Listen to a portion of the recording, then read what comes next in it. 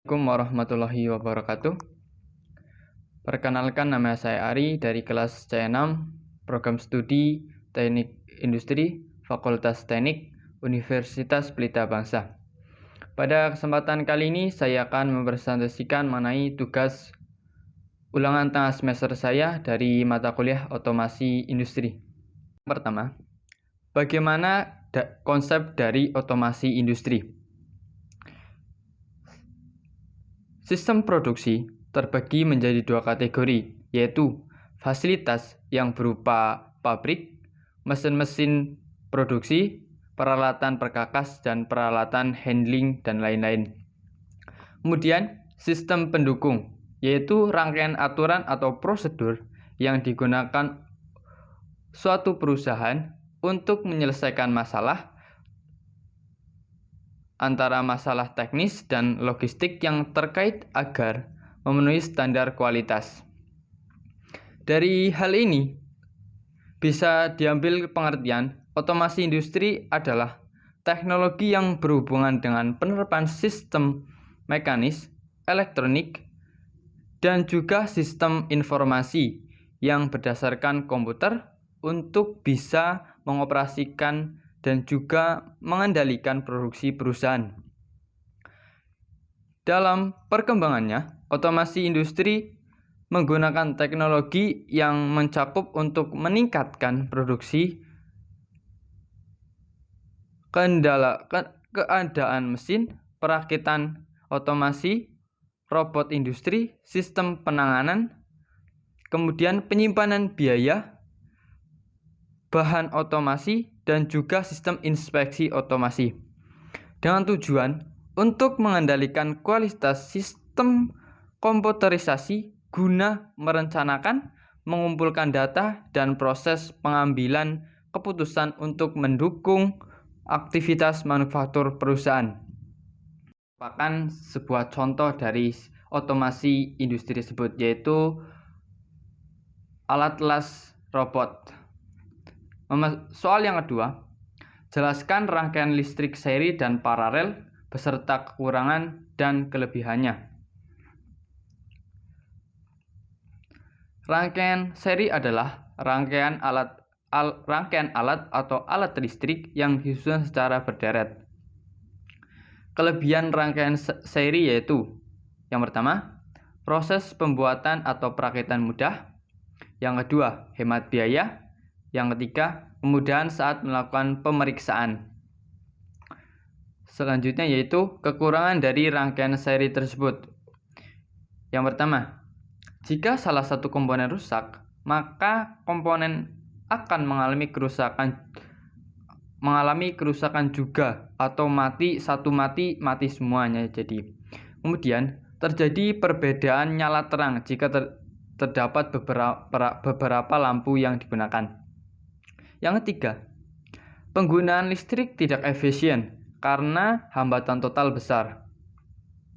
Kemudian, rangkaian paralel adalah alat atau rangkaian yang dihubungkan secara bersusun atau berjajar. Kelebihan dari rangkaian paralel yaitu: yang pertama, pengguna listrik lebih efisien karena hambatan total rangkaian paralel yang kecil. Yang kedua, tidak mengalami perbedaan. Saat dipasang beberapa lampu, maka seluruh lampu menyala sama terang.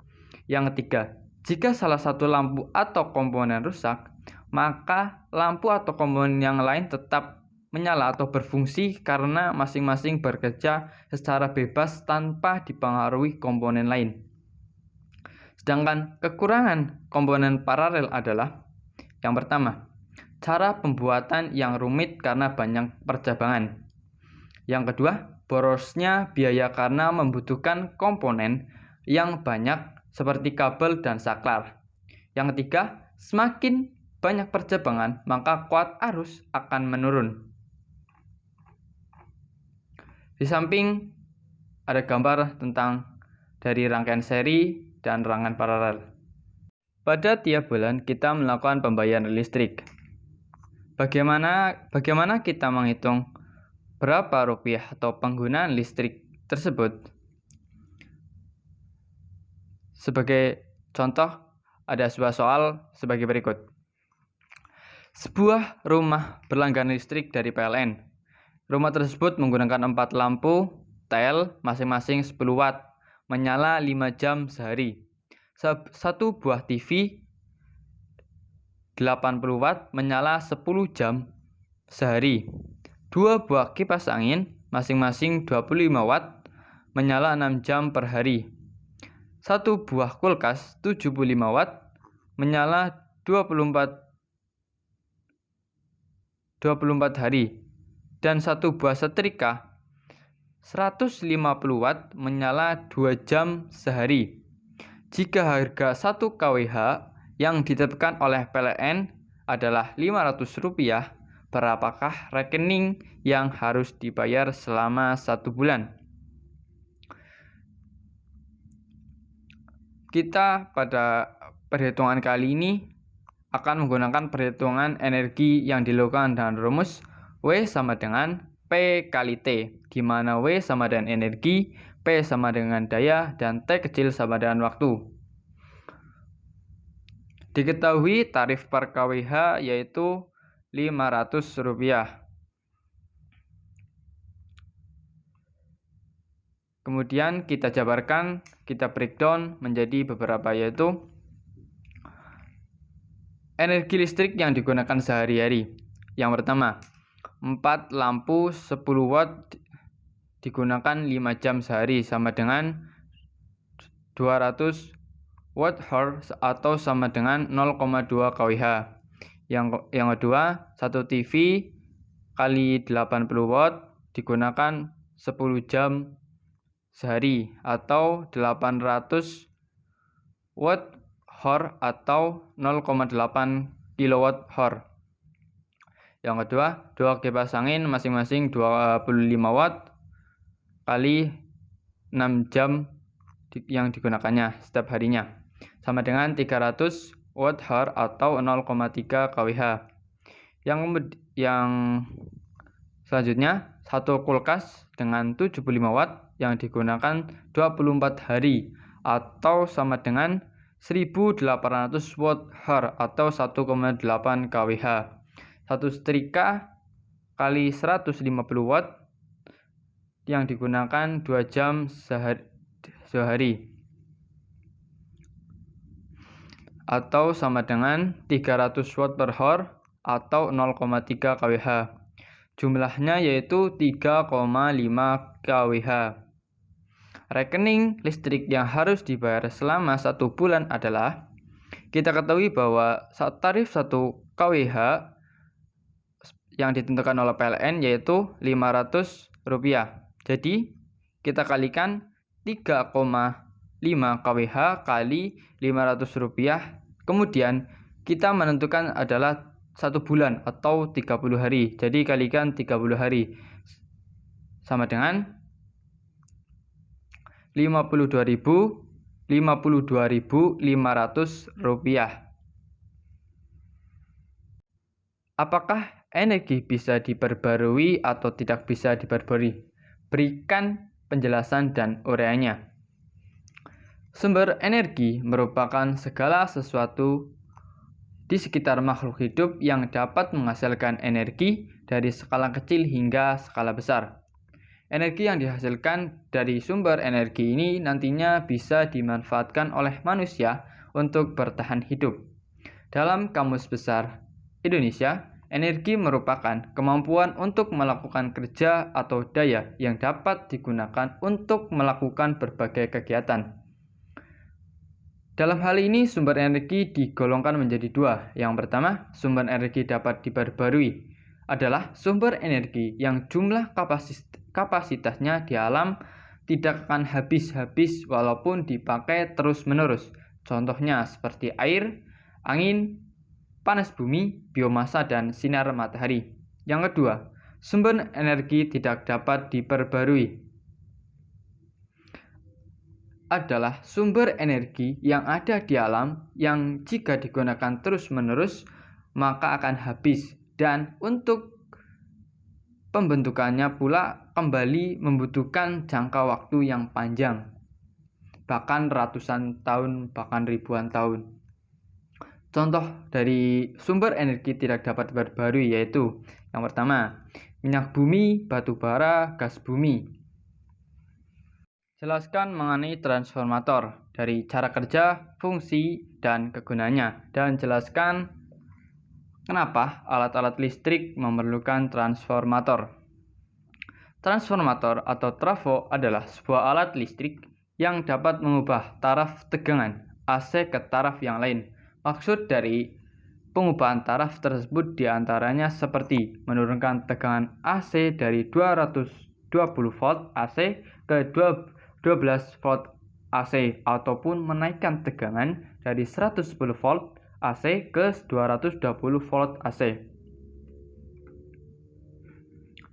Pada prinsip kerja trafo ini, pada dasarnya trafo memiliki dua gulungan, yaitu gulungan primer dan gulungan sekunder.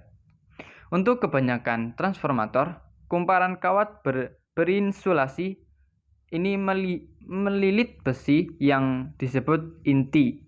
Ketika AC diterapkan ke koil primer, atau hal itu menyebabkan medan magnet atau flux magnet di sekitarnya.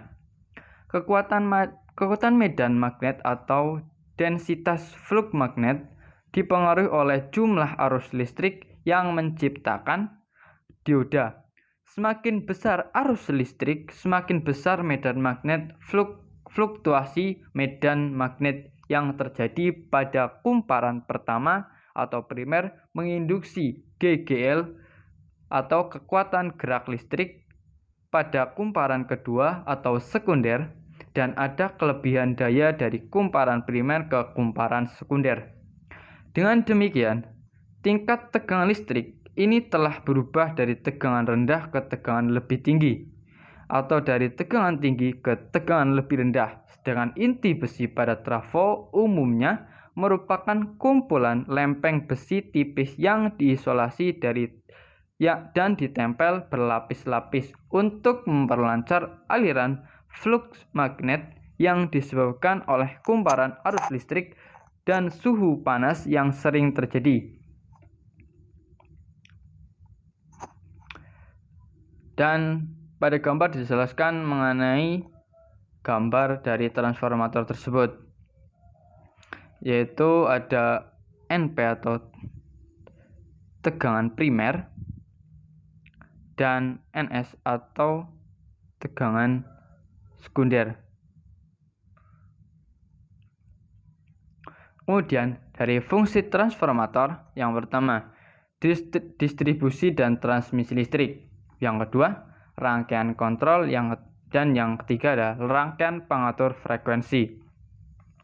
Trafo berdasarkan kegunaannya. Yang pertama, trafo step up adalah trafo yang digunakan untuk menaikkan tegangan yang bisa digunakan ada rangkaian elektronik, contoh TV, LCD. Trafo ini juga digunakan pada proses menaikkan tegangan AC.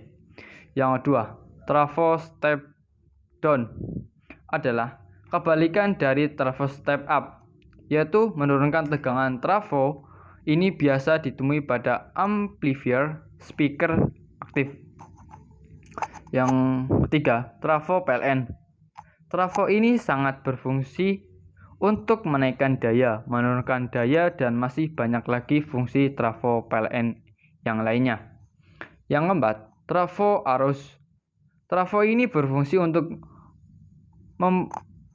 mengkonversi arus primer yang memiliki nilai arus yang besar. Pada umumnya, nilai arus sekitar puluhan sampai dengan ribuan ampere akan dikonversi menjadi arus sekunder yang memiliki nilai rendah, yaitu 1 ampere atau 5 ampere, sesuai dari aplikasi yang dibutuhkan. Dan mengapa alat listrik membutuhkan transformator? Sudah dijelaskan di atas bahwa fungsi dari transformator itu bisa mengubah tegangan dari arus AC ke arus yang lebih kecil. Jadi, jika sebuah alat-alat listrik rumah tangga langsung dihubungkan dengan arus AC dari PLN, maka alat-alat listrik tersebut akan mengalami kerusakan. Konsep dari sistem proteksi dalam otomasi industri. Sistem proteksi adalah suatu sistem pengamanan terhadap peralatan listrik yang diakibatkan adanya gangguan teknis, gangguan alam, kesalahan operasi, dan penyebab yang lainnya. Sistem proteksi merupakan pengamanan listrik pada sistem tenaga listrik yang terpasang pada sistem distribusi tenaga listrik, transformator tenaga, transmisi tenaga listrik, dan generator listrik yang dipergunakan untuk mengamankan sistem tenaga listrik dari gangguan listrik atau beban lebih dengan cara memisahkan bagaimana sistem tenaga listrik yang terganggu, sehingga sistem kelistrikan yang tidak terganggu dapat terus bekerja atau mengalirkan arus ke beban atau konsumen. Jadi, pada hakikatnya penggunaan pada sistem tenaga listrik yaitu mengamankan seluruh sistem tenaga listrik supaya kehandalan tetap terjaga. Pada gambar di samping ada gambar yaitu dari overload relay yang digunakan untuk mendeteksi adanya gangguan. Yang kedua adalah pemutus tegangan atau breaker, adalah alat yang digunakan untuk memutus rangkaian listrik pada suatu sistem tenaga listrik. Bagaimana cara membaca nilai gelang pada resistor 6 warna dan berikan contohnya. Resistor adalah komponen elektronik yang berfungsi untuk menghambat atau membatasi aliran listrik yang mengalir dalam suatu rangkaian elektronika.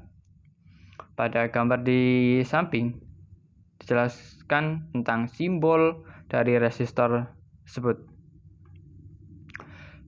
Selanjutnya, cara menentukan nilai pada resistor adalah berdasarkan gelang warna yang tertera pada resistor itu sendiri. Untuk resistor 6 warna itu sendiri, warna gelang 1, 2, dan 3 menunjukkan koefisien nilai gelang.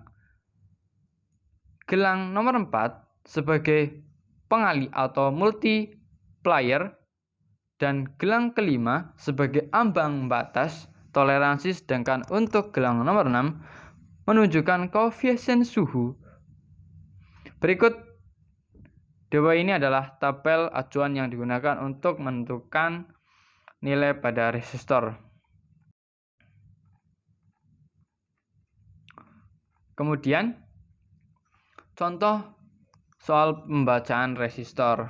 Terdapat pada gambar, terdapat resistor dengan 6 gelang warna, yang mana gelang yang pertama warnanya oranye, gelang kedua warnanya hijau, gelang yang ketiga putih, gelang yang keempat warna merah, gelang yang kelima coklat, gelang yang keenam adalah merah.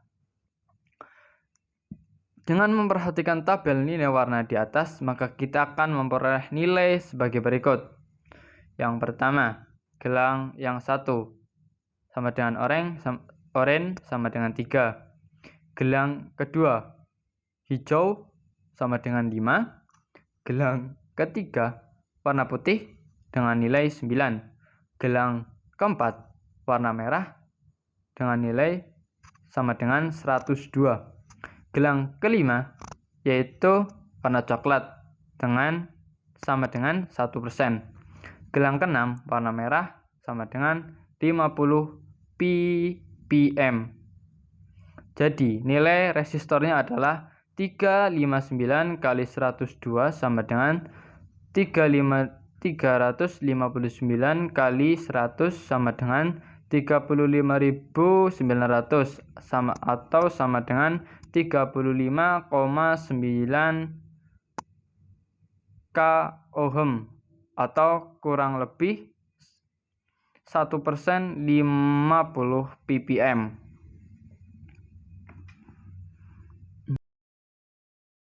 Materi dari saya, Jika dalam penyampaian saya ada yang salah atau kurang jelas, saya mohon maaf yang sebesar-besarnya. Akhir kata, wassalamualaikum warahmatullahi wabarakatuh.